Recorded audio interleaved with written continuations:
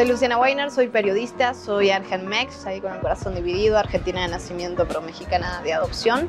Lo que me gusta del fútbol es la idea o el sentir de que todos podemos ir juntos hacia un mismo lugar. Lo que odio de alguna manera del fútbol es la violencia que todavía es parte de este deporte, lamentablemente, y que hay que cambiarlo ya.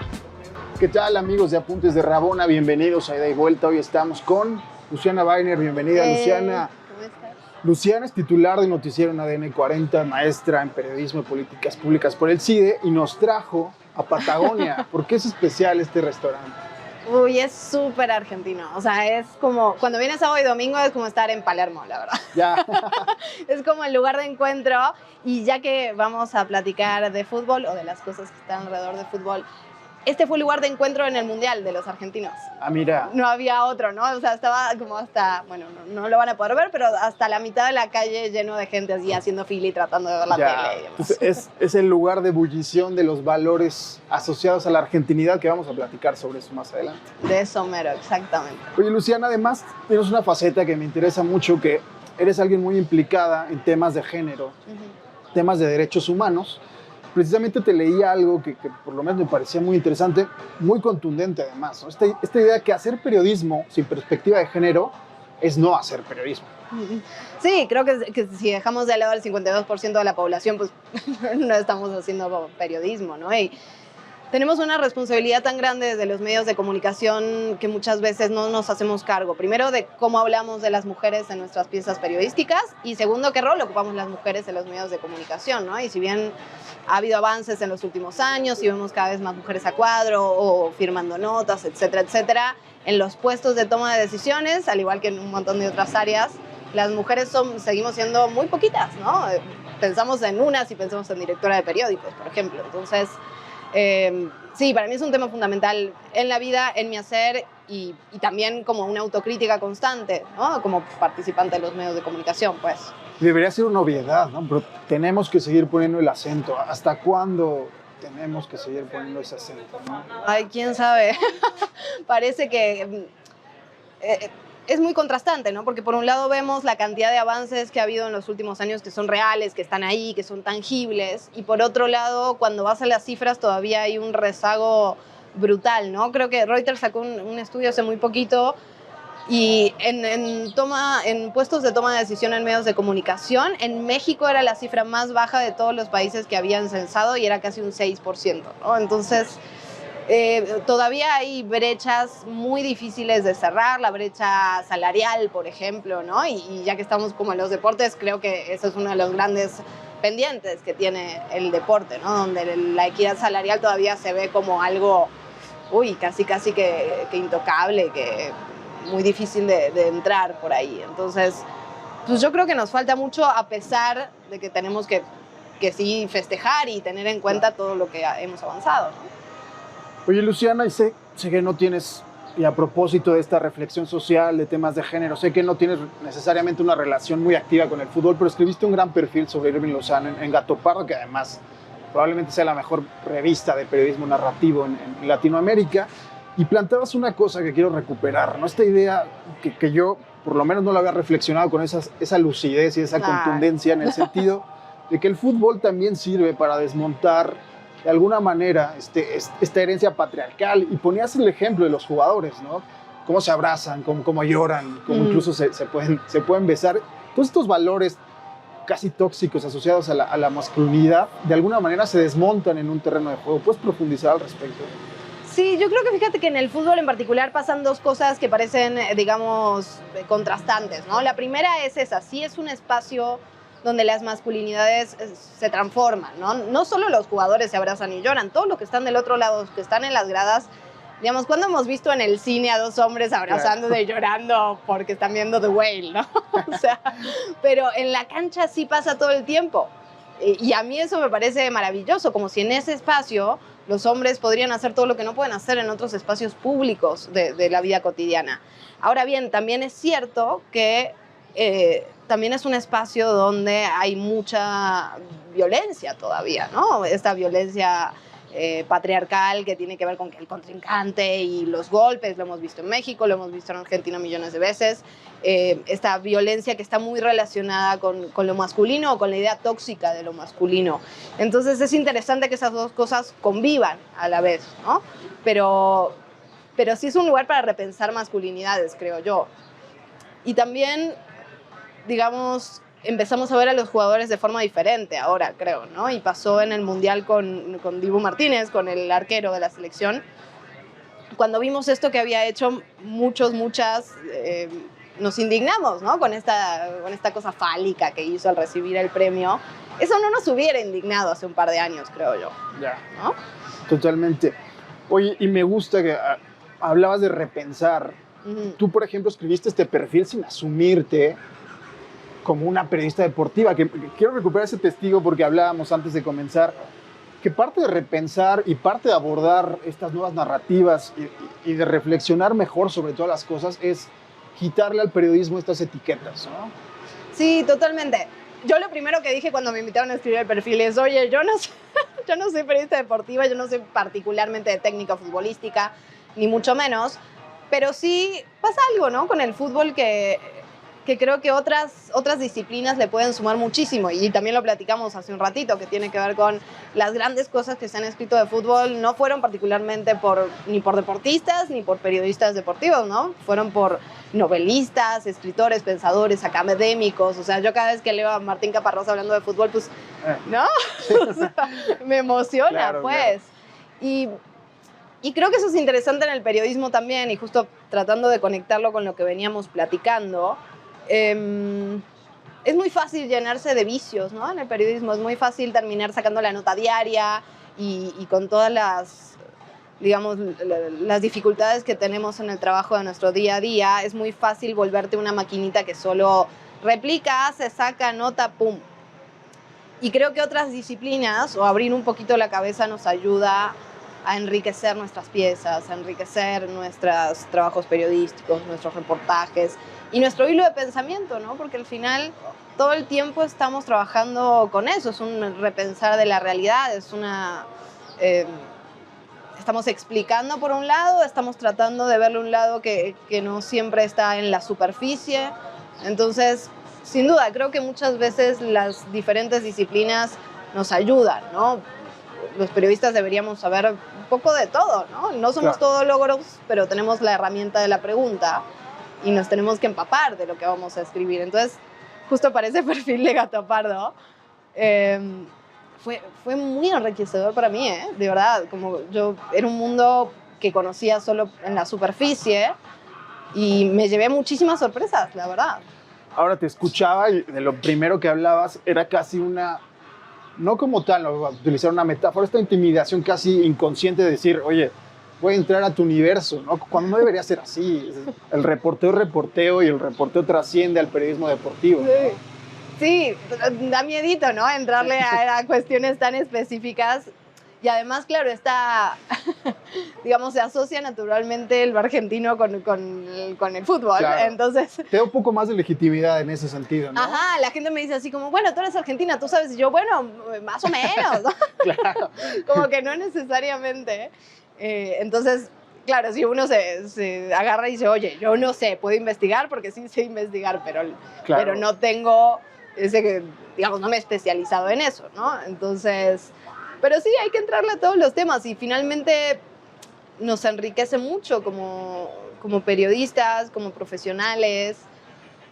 Incluso, o sea, te saca de tu zona de confort, ¿no? Yo al principio, cuando empecé justo ese perfil, qué oso, pero nadie me respondía al teléfono. Y eso no me había pasado en otros campos, ¿sabes? Yo decía, oye, le mandé un mensaje a tal, no vamos a decir nombres, ¿verdad? Pero a tal, nadie me respondió, pero ¿qué es esto, no? Y mis compañeros de deportes me decían, bueno, pues sí, son unas estrellas. Y yo, oye, pero sí. ¿Cómo crees, no? En ningún otro campo me pasa una cosa así. Luego se logró, pero digamos, fue una curva de aprendizaje muy interesante. Oye, qué bueno que dejas ahí claves para hacer periodismo deportivo, bueno, relacionado a deportes.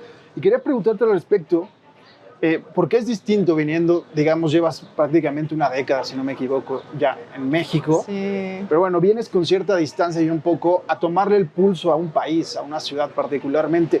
¿Sirve el fútbol para tomarle el pulso particularmente a México? ¿A ti te sirvió el fútbol para tomarle el pulso a la sociedad mexicana?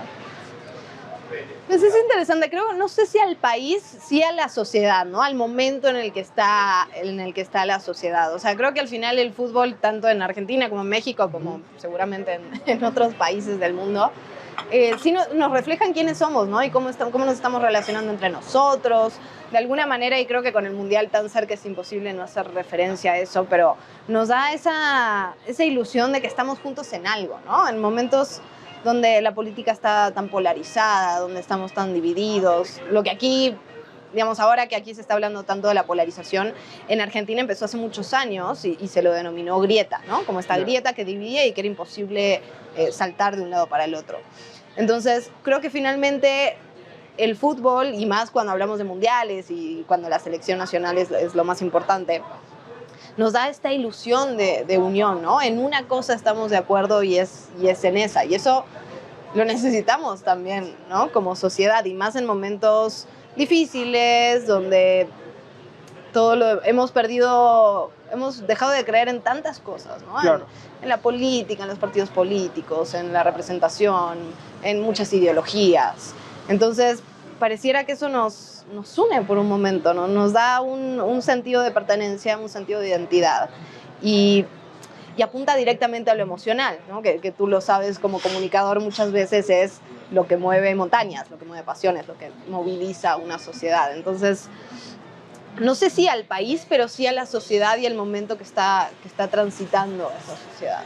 Totalmente, y te lo preguntaba a propósito de identidad, de pertenencia, porque pasa algo curioso. Por lo menos del otro lado del Atlántico, en Europa, se piensa que América Latina es como una masa homogénea, ¿no? Se habla América Latina. El voto latino, El ¿no? voto latino. Cuando estamos hablando de sociedades con valores personalísimos, ¿no? Entonces, ahí hay una contradicción en la que no nos hemos podido imponer del todo, ¿no? Absolutamente. O sea, digamos, las particularidades de cada lugar son muy grandes, y cuando uno migra, digamos, son más evidentes todavía, ¿no? Al principio uno dice, oye, pero hablamos el mismo lenguaje, pero no te entiendo, Claro. o no me entiendes, o no me hago entender. Digamos, no es solo una cuestión de hablar español o no hablar español, son costumbres, herencias históricas, formas de pensamiento, formas de comunicación, ¿no? Y a mí eso, cuando llegué a México, me costó mucho, ¿no? Como los argentinos tenemos esta cosa casi directa, medio violenta de hablar, de Claro. pedir, de decir, de expresar. Y aquí resultaba muy hiriente para toda la gente que me rodeaba. Entonces, de alguna manera, tuve que cambiar esas formas para adaptarme al lugar en el que estaba y al lugar al que me acogió con tanto amor, ¿no? Pero sí, es lindo que lo digas esto, ¿no? Porque sí, tenemos, del otro lado del charco tienen esta idea de, ay, el voto latino, los latinoamericanos que Claro. ya no saben ni dónde está Argentina, ni dónde está México, ¿Dónde todo está por empieza, ahí. dónde termina? Exacto, ¿no? Es como... Y nada que ver, ¿no? Claro, tenemos algo que nos hermana, sin duda, pero al mismo tiempo tenemos muchísimas cosas que nos hacen personalísimos, ¿no? Identitarios, muy particulares. Oye, justo con estos valores personalísimos, a mí me interesa, me genera mucha curiosidad la autopercepción que se tiene en Argentina, sobre todo, cómo se asocian con esta fatalidad de la turbulencia política, económica. La inflación prácticamente siempre sirvió como un valor asociado a la argentinidad, todo esto. Y al mismo tiempo el fútbol, también ellos se han autopercibido, autodenominado como estos guardianes de la cultura futbolística, ¿no? Prácticamente Argentina es sinónimo de todas estas cosas, ¿no? ¿Cómo conviven tantas cosas intangibles, abstractas con la idea de la argentinidad? Yo creo que están profundamente relacionadas una con la otra, ¿no? Con tantas catástrofes, digamos, sociales que tenemos todo el tiempo. Lo de la inflación ahora es brutal, y te lo digo, digamos, mi generación... Yo creo que mi generación no había vivido una crisis tan brutal siendo adultos, ¿no? Que tenemos que pagar renta y, Sí. y ese tipo de cosas. Y yo lo estoy viviendo a la distancia, pero veo a mis amigos, veo a mis pares del otro lado, que un día llegan a pagar la renta y un día no, ¿no? Y eso es muy brutal. Y por el otro lado, creo que la parte futbolística hemos asumido que somos buenos ahí, que somos los guardianes, exacto, de la cultura futbolística latinoamericana. Y de alguna manera la realidad termina, ¿no? O sea, justo, o sea, ahora que Argentina ganó el Mundial, yo veía una sociedad tan golpeada, ¿no? Tan profundamente golpeada, con tantas crisis brutales, que hizo las manifestaciones más grandes, ¿no? Incluso más grandes que en el 2001, que quitaron a un presidente, ¿no? Pero todo el mundo estaba volcado en la calle. Creo que es como esa alegría necesaria, ¿no? Y estos ídolos que se necesitan también en todas las sociedades, en todos los contextos, que pones ahí un poquito de tu esperanza. Y creo que Claro. eso pasó con Messi, ¿no? En este momento, que se vuelve ahí una figura global, pero en Argentina se vuelve, oye, lo que nos sale bien, ¿no? Claro, claro, sí. Creo que va un poco por ahí. Y sí, una necesidad de ídolos, ¿no? En un momento de profunda incertidumbre en el resto de los ámbitos. Hablaba justo con Federico Guzmán Rubio, un escritor, sobre esta necesidad de crear mitos, de crear ídolos, ¿no? ¿Cómo autoperciben los argentinos, si se reconocen en esta necesidad, si es, digamos, algo inconsciente, algo orgánico con la idea de nación que tienen? ¿O cómo funciona esa parte? Yo creería que es más inconsciente, ¿no? O sea, no hay digamos, no hay un pacto social de vamos a...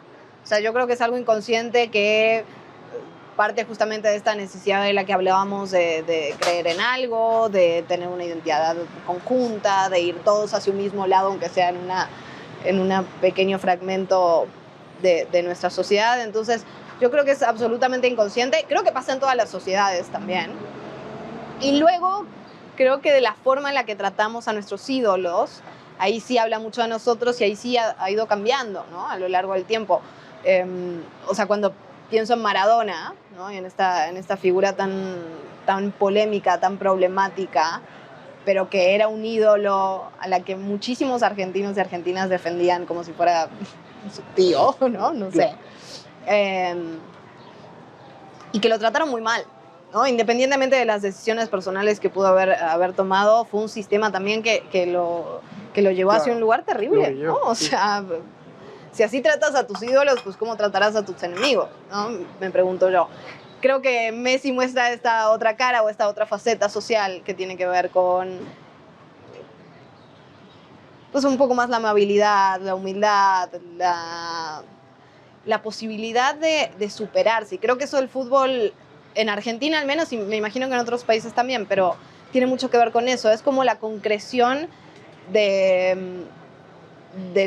que puedes cambiar de clase social, que puedes salir del barrio y llegar a tus sueños y convertirte en un ídolo muy, muy asociado a lo popular. Claro. Y eso es muy interesante, ¿no? Porque la verdad es que en el resto de los ámbitos eso no pasa casi nunca, lo dicen las cifras, ¿no? O sea, el ascenso social es casi imposible, sí, ¿no? Pero en el fútbol es posible. Y eso creo que da cierta casi esperanza colectiva, ¿no? Que el triunfo de él es el triunfo de todos. Yeah. Oye, qué bueno que tocaste este tema, porque pasa algo con Maradona, Messi, esta comparativa. Con Maradona la gente se regodeaba no solo con sus virtudes, sino con sus excesos, con sus fracasos, con todo el personaje, que puede ser contradictorio como pocos, ¿no? Y a Messi quizás se le reprochaba precisamente eso, ¿no? Que fuera alguien más cercano a la cultura argentina, es decir, que tuviera arrebatos, que mostrara... de alguna manera le estaban pidiendo que tuviera esos defectos y esos excesos maradonianos, ¿no? Es una contradicción, pero dice mucho sobre lo que es el fútbol, ¿no? Sí, absolutamente, absolutamente. Y por eso el que mira bobo, ¿no? Exacto. O sea, termina siendo himno nacional. Exacto. O sea, porque... Y creo que tiene que ver con esta misma identificación, ¿no? Así como él pudo, entonces todas podemos. Él es parte de nosotros, ¿no? Entonces tiene que tener nuestras mismas picardías, nuestras mismas, ¿no? Esta cosa, los argentinos y las argentinas se vanaglorian mucho de esta picardía argentina, que quién sabe qué sea, ¿no? Pero que ve su concreción en el gol con la mano de Maradona, claro. Por ejemplo. Exacto. ¿No? Entonces creo que cuando vemos los defectos en esos personajes tan idealizados, nos recuerda que son nuestros, ¿no? Que somos nosotros, que tienen lo mismo que tenemos nosotros. Y luego sí, contradicciones todo el tiempo, diría yo, ¿no? O sea, al final, o sea, los ídolos no están exentos de su contexto, pienso, ¿no? Entonces, Claro, cuando claro. pienso en los 90, en Maradona, en la droga absoluta, en la normalización pues de una cultura patriarcal brutal que ahora tenemos un poquito más desmontado, tal vez, o somos un poco más críticos, al menos en lo público, ¿no? Entonces, creo que esas cosas han empezado a cambiar y también se reflejan en nuestros ídolos y nuestras ídolas, ¿no? Claro, pero sí es paradójico, ¿no? A Messi lo encumbran con el que miras bobo. Pareciera que ahí la gente argentina dijo, es uno de los nuestros, ¿no? Ya más que ganar el Mundial se llenó de fango, ¿no? Sí, absolutamente. Y al final es algo muy, muy inocente, ¿no? O sea, Claro. de todas las barbaridades que podría haber Sí. dicho, dijo, qué mira bobo, ¿no? Claro, Entonces, creo que esa parte es casi hasta simpática, pero al arquero no se lo permitimos tanto, ¿no? Sí. O sea, digamos, esa otra parte ya somos un poco más críticos, más críticas, y eso me parece interesante, ¿no? O sea, el que mira bobo todos lo aceptamos con mucha alegría y cierta identificación, pero ya decimos, no, pero hasta acá no, no tanto no, ¿no? O sea, Claro. cuando vemos lo que hace Dibu Martínez y que se burla del contrincante y que el falo del trofeo, ¿no? Es interesante y una vez más, creo que habla de nosotros, del momento que pasamos, de lo que queremos, de lo que permitimos y no permitimos, ¿no? De lo que vemos bien y mal en cada momento. Oye, muy bien, ahí justo yo creo que el fútbol nos vulnera, nos desestabiliza emocionalmente y nos da pocas certezas en términos emocionales, es decir, cosas que a veces en otro momento nos podrían conmover, no nos conmueven, cosas que nos deberían de indignar en el contexto del fútbol no nos indignan. De alguna manera el fútbol nos vuelve vulnerables, nos quita las certezas que creíamos que teníamos, ¿no? Sí, y también me parece interesante, creo que ha habido tanta crítica a esta nueva herramienta del VAR, ¿no? Porque le quita un poco de humanidad, o sea, parecería que el fútbol, que el partido, esos 90 minutos son un reflejo de la vida misma, ¿no? Que te alegran, que te emocionan, que te entristecen, pero y si voy a la final del Mundial, pues Claro. no, o sea, yo que no soy la más futbolera, casi me dio un infarto, o sea, pasé de la euforia al llanto, al grito, al insulto, a no sé qué. Entonces, digamos, como que un partido de fútbol engloba todo lo que puede ser nuestra vida, ¿no?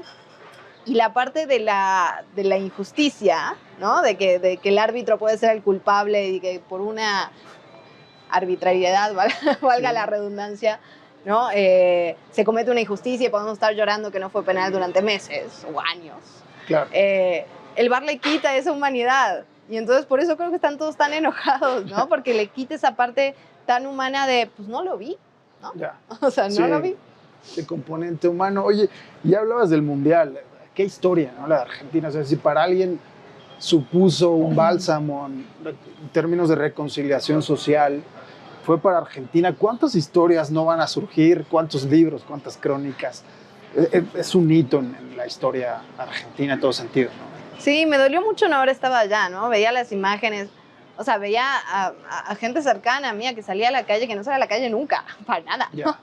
Y que me decían, me voy a la calle y yo, o amigas, ¿no? Ya grandes con hijos, literalmente grandes con hijos que mandaron una foto primero de ella subida arriba de un semáforo y luego ella en un hospital porque se rompió el pie, ¿no? Ya.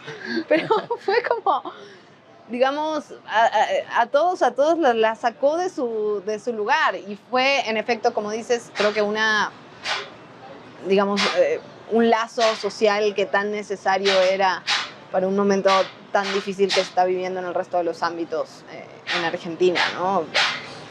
Y además me pareció interesante que, o sea, ya ves que a Messi todo el tiempo se le reprochaba que era el mejor jugador del mundo, menos cuando jugaba con la selección. Y creo que este equipo en particular tiene justamente estos valores que nos parecen tan loables, ¿no? Era pura gente joven, gente sin tanta experiencia, ¿no? Pero hubo un artífice que poca gente sabe del título argentino, ¿eh? Tu madre con el Vamos Argentina, carajo, era un amuleto que poca gente tenía en la recámara y... Exacto, o sea, la verdad no sé ni por qué estamos hablando de eso, porque eso era la clave del mundial.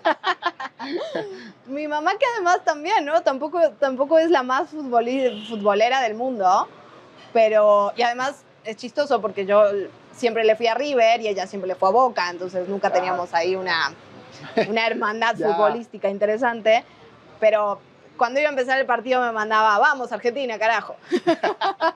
Todos los partidos. Y eso, sí, la cábala, ¿no? La famosa cábala que... Y uno lo termina adoptando aunque no cree en ello, ¿eh? Claro. O sea, yo al final ya la adopté.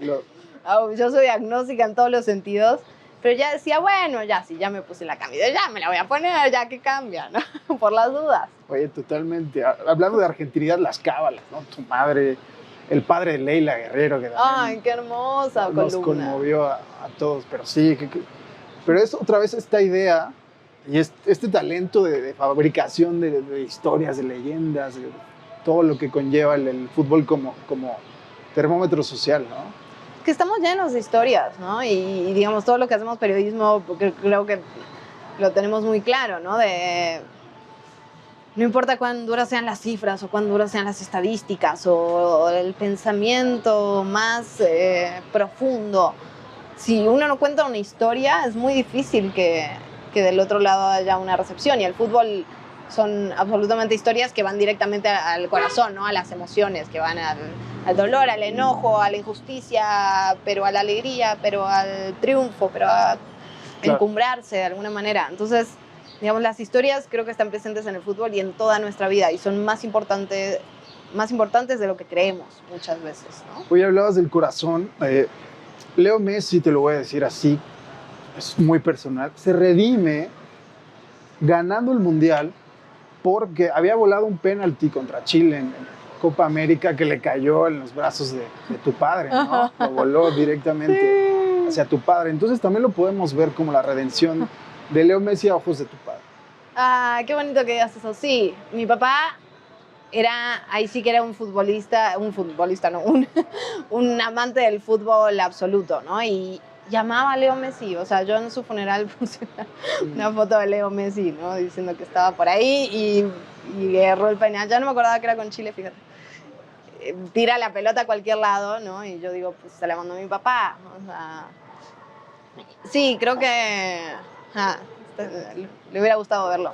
Se hubiera emocionado. Tu padre lo gritó más que nadie. Sí, yo creo que sí. Ese título. Me hiciste emocionar, sí. No, qué bueno, Luciana. Pues eso es el fútbol al final y la argentinidad, que es un tema que hasta siempre subyace en esta conversación, ¿no? La argentinidad, la parte emocional. La parte emocional, imposible de separar, ¿no? Una de la otra, creo yo. Al final, son historias que nos han contado, otra vez, ¿no? Las historias de que los argentinos, el fútbol, y al final es algo que casi se hereda, ¿no? O sea, es muy normal que le termines yendo al equipo al que le iba la persona que tenías más cerca, ¿no? Porque desde chiquito te llevaba a la cancha y no sé qué. Entonces, al final sí es algo que de alguna manera va de generación en generación, que va bajando. Y es muy interesante, ¿no? O sea, al final nos hace sentir que estamos a todos en un mismo lugar. Y hay como revanchas históricas. Eso me parece también muy interesante y es algo que me pasa, aunque no lo tengo racionalizado, pero esta cosa que queremos que gane África, ¿no? Claro. Porque en todo lo demás... Y no le va a cambiar nada, ¿no? Ni al continente, ni a los países. O sea, la verdad es que no cambia nada en la realidad, pero tenemos como cierta revancha histórica, ¿no? De que Latinoamérica le gane un país del primer mundo, claro. Y ahí se va a hacer una justicia, divina, ¿no? Sí. Deportiva, quién sabe qué. Y eso también es interesante. Es el único lugar donde podemos ser mejores que algunos países, ¿no? Totalmente. Es como Messi, ¿no? La redención de Latinoamérica está ahí, el escape es el fútbol. Oye, Luciana, y bueno, con todo esto que platicábamos, yo pensaba que por mucho que hagas cosas para desvincularte del fútbol, los tentáculos del fútbol siempre te atrapan, ¿no? Ya ves, o sea, cada vez que me hablan para hablar de fútbol, yo digo, oigan, yo no sé, háblenle a alguien que sí sepa. Y hablaste. Pero siempre termina... Pero bueno, yo lo aclaré, yo siempre lo aclaro porque uno tiene que ser sincero con los temas que manejan, ¿no? Pero Pero sí, hay una parte del fútbol que no tiene que ver netamente con lo deportivo, Claro. ni con lo técnico, ¿no? De lo cual yo no podría decir absolutamente nada, pero hay toda una parte que tiene que ver con lo social, incluso, o sea, con las relaciones interpersonales, con cómo nos pensamos como seres humanos, como individuos, como sociedad, incluso cosas de género, ¿no? Que terminan viéndose reflejadas para bien o para mal en el deporte. Entonces sí, termino volviendo, no sé por qué. Siempre vuelves al Siempre lugar de vuelvo. origen. Luciana, algo para cerrar, una última reflexión sobre periodismo, sobre el fútbol, sobre cómo te ha tratado México en estos casi 10 años. Si tenías planeado sobre todo estar tanto tiempo y ya eres una de las nuestras, ¿no? Ya es mi casa, ya es absolutamente mi casa. Pues no, la verdad que no. Yo vine por 3 meses, trabajaba en una tienda de ropa en Argentina y pedí como licencia de 3 meses y terminé renunciando. En Argentina se renuncia por telegrama, lo cual es algo muy chistoso, pero creo que sigue pasando. Y entonces tú vas a un correo y tienen como una planilla, ¿no? En donde pones ya no trabajo, entonces lo mandas. Entonces cuando tuve que renunciar como a distancia, Ok. me acuerdo que fui al correo de por aquí. Yo decía, oigan, ¿no tienen un formato de renuncia? Y la gente me miraba como, ¿de qué hablas? Pero tuve que mandar un telegrama de renuncia a la distancia. No, han pasado... Es muy raro, ¿no? Es una percepción del tiempo dual, siento yo. Por un lado, siento que fue ayer, ¿no? O sea, digo, ¿cómo han pasado 9 años? Y por otro lado, si pienso en mi vida argentina, sí parece de otro siglo, ¿no? O sea, sí digo como, wow, cuántas cosas han pasado en estos 9 años. Y nada, solo me quedo pensando, digamos, no puedo desvincular de lo que acaba de pasar en el Instituto Nacional de Migración, ¿no? Cuando hablo de mi propia migración, una migración con tantos privilegios como la mía, ¿no? Y aún así es difícil. Y seguimos discriminando, violentando, y se pueden morir 40 personas migrantes sin que nos indignemos y salgamos a la calle. Entonces, me quedo pensando en eso. Digamos, sé que no tiene mucho que ver, pero al final, totalmente. hablando un poco de migrar y de cambiar de país y de irte lejos, pensando Del periodismo, en eso. Y del de derechos periodismo, humanos. claro. Sí hay una deuda ahí pendiente y qué bueno que tenemos voces como la tuya, que siempre está visibilizando ese tipo de causas, que está abordándolas desde una perspectiva distinta, ¿no? Sobre todo más humana. No, pues, Luciana, muchas gracias por estar por acá. no, gracias a ti. Y vamos, Argentina, carajo. Vamos, Argentina, carajo. Mira que apuntes de Rabona, esto fue ida y vuelta. Nos vemos en la próxima.